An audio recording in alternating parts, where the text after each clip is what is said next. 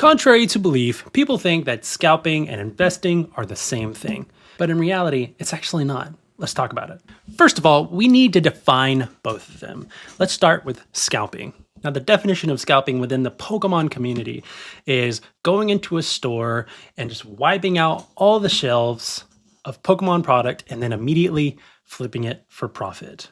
Now, the definition of investing in the Pokemon community is finding something like a sealed booster box or an ETB or whatever it is and putting it up for long-term hold because the product will appreciate over time. Do those two sound the same?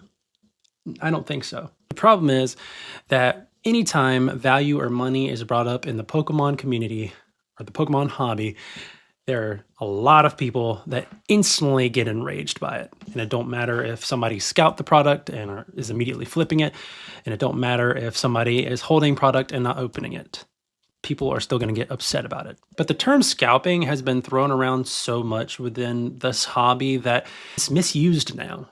So misused now that people are going to Pokemon restocks in stores and just pointing at everybody in line and calling them a scalper, when in reality, there probably is scalpers in line. We're not going to say there isn't, but there's also people in line that just want to get a couple of boxes for themselves, or maybe their kid, or both. It doesn't seem to matter anymore. Anybody that's collecting Pokemon is just immediately deemed a scalper. And it needs to stop. It really does, because it's not fair to be called a scalper just because you buy a couple of extra product, or you're buying one to rip and you're buying one to hold long term. In my eyes, there's nothing wrong with that, but there's a lot of people that see it that way. I truly believe that everybody should be able to do what they want within the hobby. Of course, there's taking things too far, but like I said, if you're just buying a couple of extra boxes to hold, I don't see nothing wrong with that, because there's some things out there that are going to appreciate no matter what.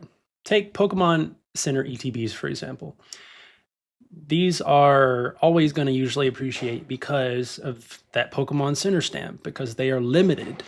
When Pokemon Center drops the first pre-orders for a new set, it's most likely you're not going to see any more of that set for a while after that, at least ETBs.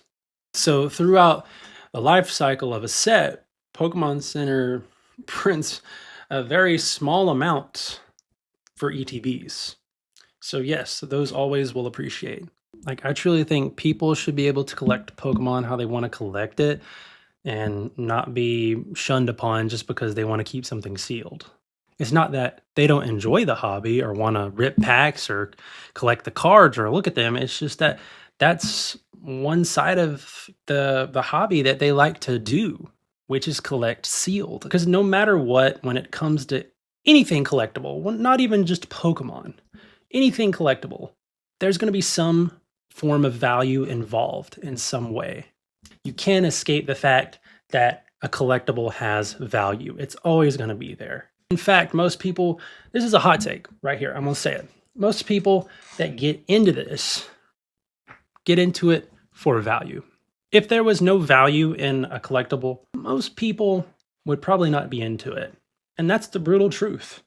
Some people might not like that truth. Some people might not agree with that truth. And that's completely okay. Nobody has to agree with it. That's just my opinion, but it's the truth. If value fell off from the Pokemon hobby, yeah, there would still be a lot of collectors. I would still be in the hobby too. But if it fell off, a lot of people would be gone. No ifs, ands, or buts about it. There would be a lot of people dipping right now. I mean, a hobby needs to have value anyway. And I think people do enjoy that side of the hobby more than they care to admit, because like when they go to card shows or when they go to card shops or when they're trading with somebody, you know, they get to look up the value of a card. They get to see, maybe I can trade for this with my collection, or maybe I can trade this card for that card, or maybe I can sell this card and put it towards something else for my collection. Yeah, there comes a point when it does become unethical, and there comes a point when, you know, people just take it too far. But for the most part, value is needed in a hobby. It's needed in a collectible for people to enjoy it. Do I think a hobby should be focused only on value alone? Absolutely not. I think when it comes to the Pokemon hobby, you should always enjoy the hobby for what it is first. You know, collect the cards, enjoy the card game, and value should be the last thing you think about.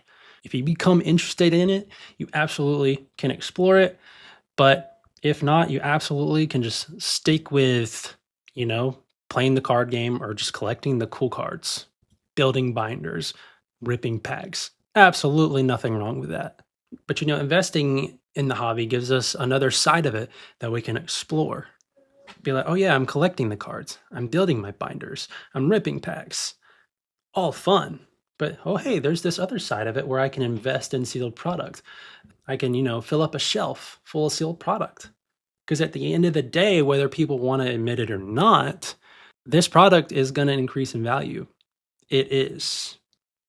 As far as Pokemon is concerned, as far as, well, what if the hobby, you know, dies one day?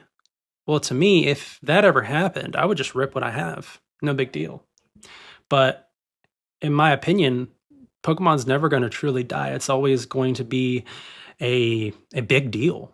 There's always going to be a lot of people into it. If once our generation is done, the next generation will take over. And it will continue and continue to build and to be explored and to be enjoyed. So I just don't see a future in my eyes. And, you know, I'm not predicting the future here. I'm not saying that there isn't the possibility of something catastrophic happening. I'm just saying that with the way things are going right now, Pokemon is going to be a big deal for a very long time. And the cards that we have today, the binders that we've built, and the sets that we've kept sealed, they'll be worth a lot more in the future. We don't truly know to what degree, but if we look at previous sets in the history, I think we can get a little bit of an idea of how much these sets will grow.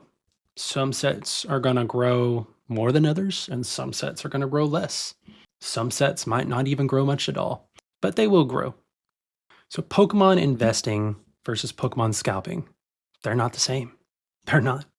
And I think we need to stop shaming people for wanting to enjoy the hobby by collecting sealed, especially if there's somebody that also likes to rip and enjoy the cards and play the game. We all have our ways of doing things when it comes to collecting in this hobby, when it comes to enjoying it.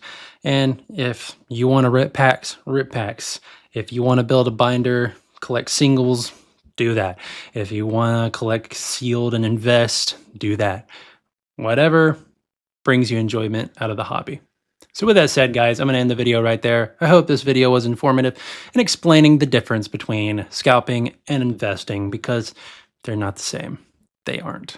So if you enjoyed the video, please hit that like button. Also, please hit that subscribe button as well. I'd greatly appreciate it. And as always, happy collecting, guys. I'll see you on the next one.